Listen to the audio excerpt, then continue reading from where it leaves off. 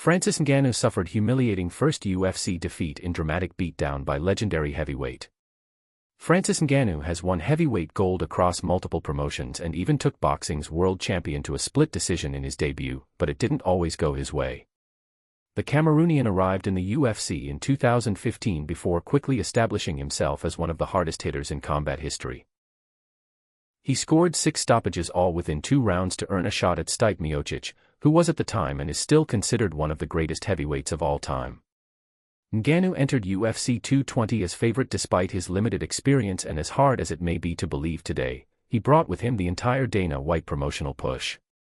However, it all went south when it quickly became apparent he couldn't grapple at all, and Miocic was too much for him. Francis Ngannou and Stipe Miocic's first fight was embarrassing beatdown.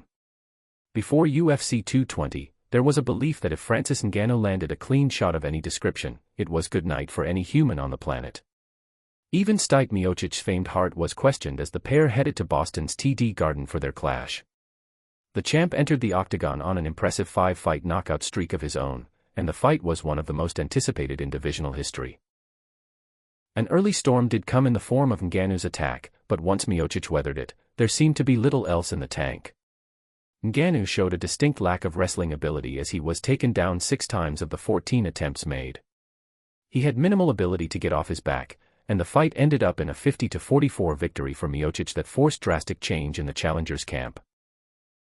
After the fact, Ngannou attempted to return with a bang in what was expected to be one of the most exciting and hard-hitting matchups of the year. He took on Derek Lewis, but seemed a shell of himself in a drudging decision defeat. Once he had lost back-to-back for the first time in his life, Ngannou decided to make wholesale changes, including dropping head coach Fernand Lopez. The split was not friendly, and the pair are still at odds to this day. Francis Ngannou went on to avenge his defeat. Luckily, it wasn't the end for Ngannou.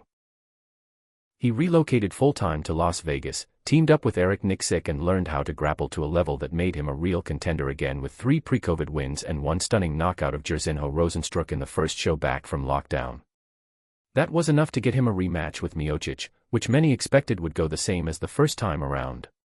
However, when he stuffed the first takedown with ease, there seemed to be an air of inevitability to what would happen. He flattened the legendary champion, ending his reign and for all intents and purposes his career. Ngannou would go on to defend against Cyril Gane and leave the UFC with his belt, heading to PFL via a boxing pit stop. His most famous fight came in the ring in October of 2023 when he dropped then lineal heavyweight champion Tyson Fury en route to a split decision defeat. He was knocked out by Anthony Joshua in his second boxing outing before winning the PFL Super Fights belt.